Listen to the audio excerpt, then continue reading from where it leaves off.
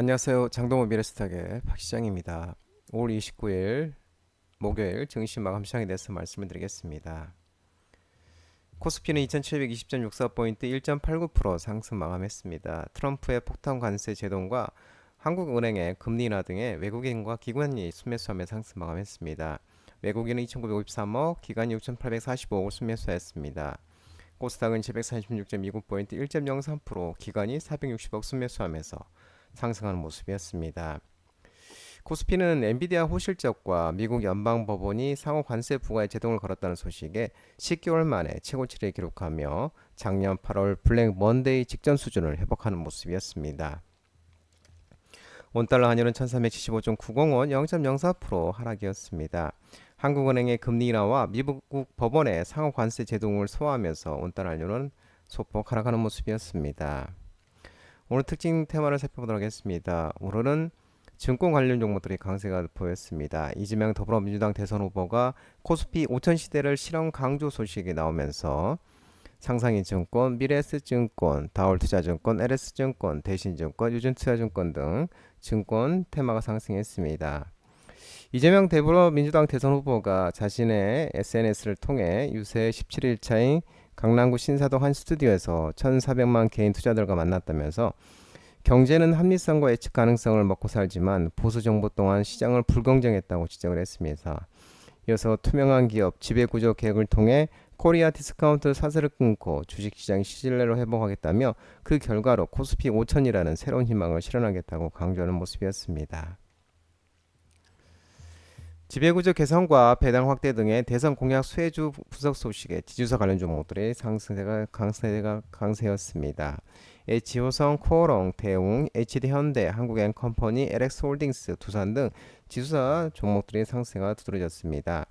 대선 주요 후보들이 국내 증시 부양을 위해 지배구조 개선과 배당 확대 등 주주 친화적인 공약을 쏟아내면서 PBR, 주가 순자산 비율이 낮은 지주사들이 관련 공약의 수혜주로 지속 부각되고 있습니다. SK증권은 보고서를 통해 하나, SK스퀘어, 롯데지주, H현대 등 주요 지주사 회사 중 15개가 전일 52주 신고가를 기록했다며 이 중 하나와 SK스퀘어 등 10개사는 104주 신고가를 함께 기록했다고 밝혔습니다. 올해 들어 지주회사 주가가 상승한 이유는 정책적 기대감에 기인한다며 대선을 앞두고 각 정당별로 증시 부양에 대한 정책이 발표되면서 오랜 기간 저평가에 머물렀던 지주회사 리레이팅에 대한 기대감이 반영된 결과라고 설명했습니다. 대선을 앞두고 정당별로 증시 관련 공약을 발표한 가운데 국내 증시 부양 과정에서 대표적인 저 PBR 섹터인 주주회사의 수혜가 예상된다고 또 밝히고 있는 모습입니다. 미국 국제무역법원 CIT가 트럼프 상호관세 정책 대통령의 올건 판결 소식이 나오면서 자동차 대표 부품 관련 종목들이 상승했습니다. 기아, 현대차, 한호시스템, 현대모비스, 모비티블링크, 한국단자, 한국무브넥스, 화신 등 자동차 대표 부품 종목들이 상승했습니다. 미국 연방법원인 국제무역법원 CIT가 트럼프 행정부의 상호관세 발효 차단 명령을 내렸습니다. 국제무역법원은 문제가 된 상호관세 시행을 영구히 금지하며 원고의 다른 소송에도 적용된다고 밝혔습니다. 법원은 트럼프 대통령이 미국에 구매하는 것보다 더 많이 판매하는 국가의 수입품에 일괄적으로 관세를 부과하는 행위는 대통령의 권한을 넘어선 것으로 판단했습니다. 재판부는 미국 헌법에 따르면 다른 나라와의 무역을 규제할 독점적인 권한은 미국 의회에 있고 미국 경제를 보호하겠다며 발동하는 대통령의 비상 권한이 의회 권한보다 우선시한다고 설명했습니다. 한편 트럼프 행정부는 국제무역법원의 1심 판결을 불복해 항소한 것으로 나타났습니다. 엔비디아가 1분기 호실적 소식이 나오면서 반도체 관련 종목들이 반등이 나왔습니다. SK하이닉스, 펜트론, 사피엔 반도체, 코미코, 오로스테크놀로지, TSK 등 반도체 종목들이 상승했습니다.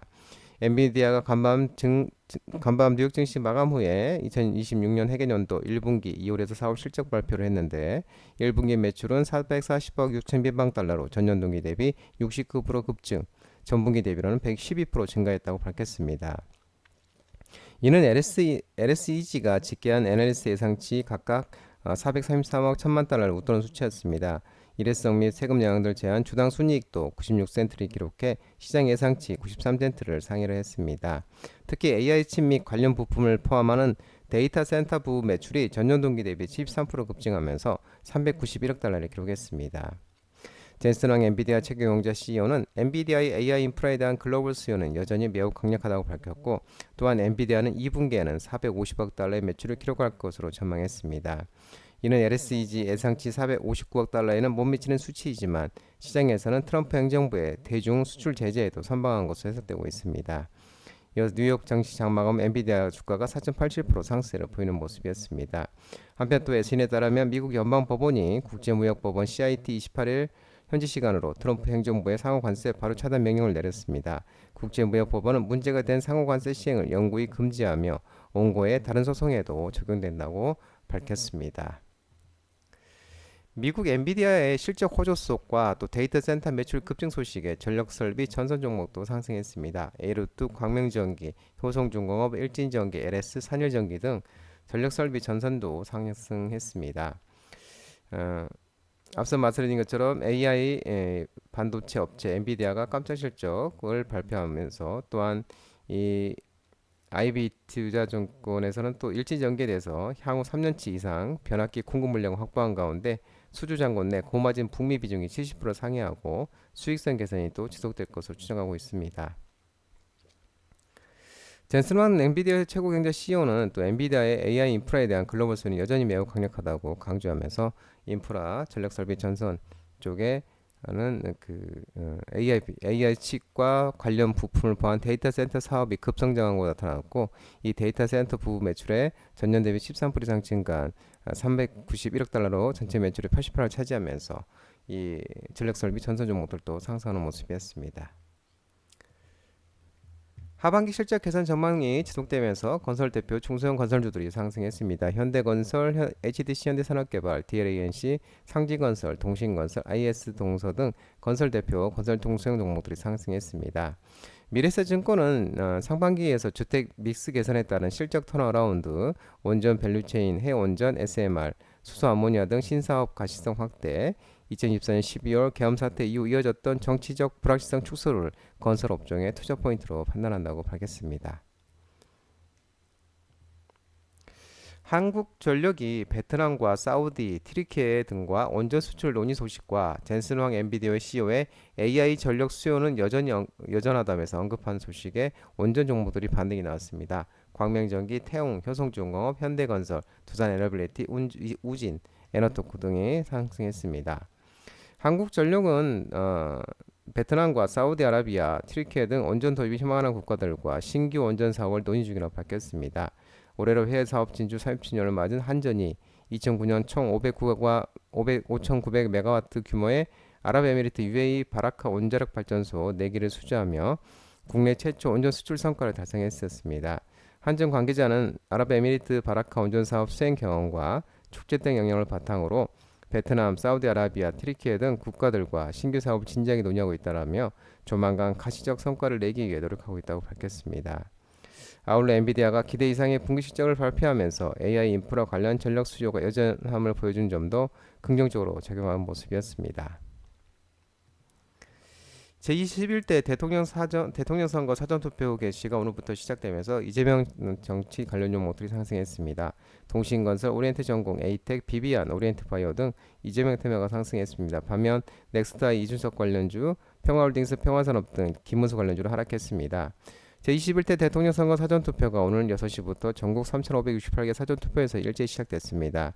사전투표는 오늘부터 이틀간 6시부터 오후 6시까지 진행될 예정인데 제21대 대통령 선거 사전투표 첫날인 금일 오전 11시 기준 투표율이 7%대로 역대 최고 기록을 이어가고 있습니다. 한편 리얼미터가 에너지경제신문 의뢰로 지난 26일부터 27일까지 전국 18세 이상 유권자 1,003명을 대상으로 진행한 대선 후보 지지도 조사에 따르면 이재명 더불어민주당 대표 후보가 39.2%, 국민의힘 김무수 후보가 36.8%, 개혁신당 이준석 후보는 10.3% 지지를 기록하면서 이번 조사 결과는 여론조사 공표 금지 직전 실시된 마지막 여론조사였습니다. 한국과 미국의 알래스카 에너지 회의 참석 예정 소식이 나오면서 알래스카 에너지 종목들이 반등이 나왔습니다. SK 하이스틸, SK 오션플랜트, 대동스틸, 화성밸브, 세아피스텔 지주, 삼천리, HH현대인프라코어, HD한국조선해양, 태영, HD 현대마린엔진 등 스틸파이프 관광업체 가스관 사업, 철강 중소형 종목들, LNG, 피팅, 밸브, 조선 기자재 등 알래스카 LNG 관련 종목들이 상승했습니다. 산업통상자원부는 이호연 에너지정책실장이 오는 6월 3일 미국 알래스카주 앵커리지에서 개최되는 제4회 알래스카 지속가능한 에너지 컨퍼런스에 참석할 예정이고, 이 실장은 미 에너지부가 주관하는 라운드 테이블에 한국 대표로 참여해 알래스카 LNG 프로젝트 진행 사항을 직접 확인할 계획으로 전해졌습니다. 앞서 마이크 더리비 알래스카 주지사가 이번 행사에 한국과 일본, 대만 정부 관계자 등을 초청했고, 알래스카주는 이번 컨퍼런스 통해 풍력, 태양광, 수력 등 자원을 활용한 지속 가능한 에너지 사업과 함께 최근 추진 중인 대형 LNG 프로젝트를 소개할 예정으로, 이 정부는 당초 행사 참석 여부를 놓고 고심한 것으로 알려졌지만, 알래스카 LNG 프로젝트 관련 정보를 직접 수집하고 사업성을 면밀히 파악할 필요가 있다고 판단해 참석을 결정한 것으로 전해지고 있습니다. 해외 사업 성장 유예와 하반기 국내 사업 개선 전망 소식에 음식료 업종도 반등이 있었습니다. 한울엔제주, 롯데헬푸드, 하이트진로, 동원 F&B, CJ 프레시어 등 음식료 업종도 상승했습니다.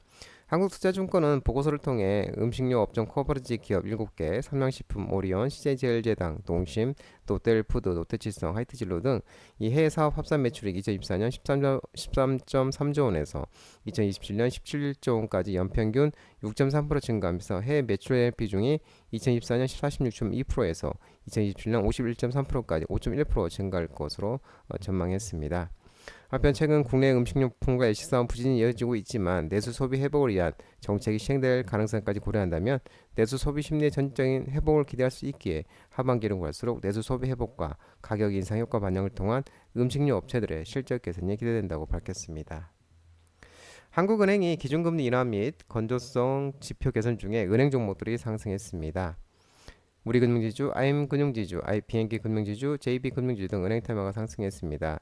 한국은행 금융통화위원회는 금일통화정책 방향회의에서 기준금리를 연 2.75%에서 연 2.50%로 0.25포인트 인하를 했습니다. 작년 10월 이후에 7개월 사이에 네 번째 인하입니다. 민간 소비, 건설 투자 등 내수 부진으로 이미 1분기 실질 국내 총생산 GDP 성장률이 전분기보다 뒷걸음질 쳤고, 미국발 관세 전쟁 등의 영향으로 수출까지 불안한 상황에서 금리라도 낮춰서 소비 투자를 살릴 필요가 있다고 판단한 것으로 해석됐습니다. 아울러 이창용 한국은행 총재는 기자간담회에서 향후 기준금리 인하폭이 조금 더 커질 가능성이 있다고 밝히는 모습이었습니다.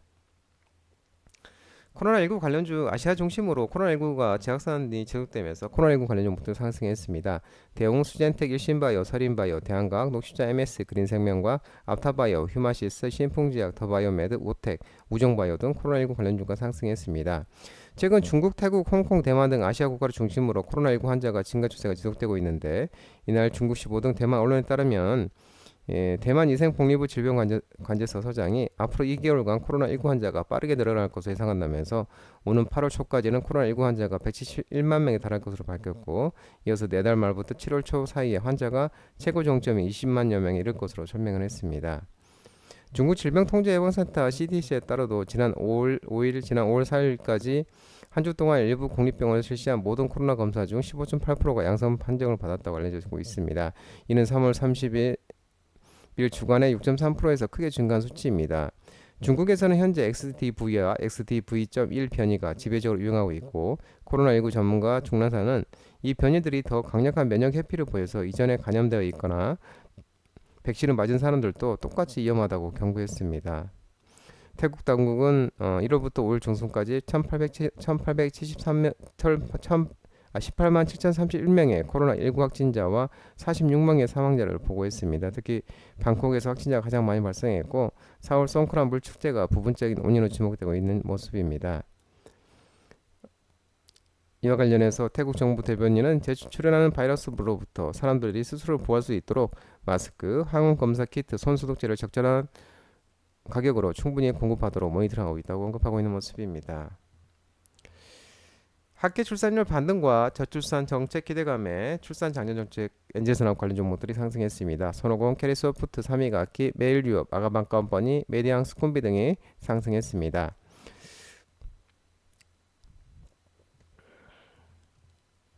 장동원 미래스탁 전화번호는 166-3797입니다. 하지만 자본시장법 개정으로 인해 이 번호는 수신 및 착신이 거부되어 있기 때문에 참고만 하시기 바랍니다. 끝으로 장동원 대표 유튜브 채널 구독과 좋아요 많이 부탁드리고요. 알림 설정을 꼭 해두시기 바랍니다. 유튜브 채널에 보면 공유가 있습니다. 공유 소개 링크 많이 부탁드리고요. 오늘 시장도 모든 분들 고생 많으셨고 남은 시간 평안한 시간 되시기 바랍니다. 감사합니다.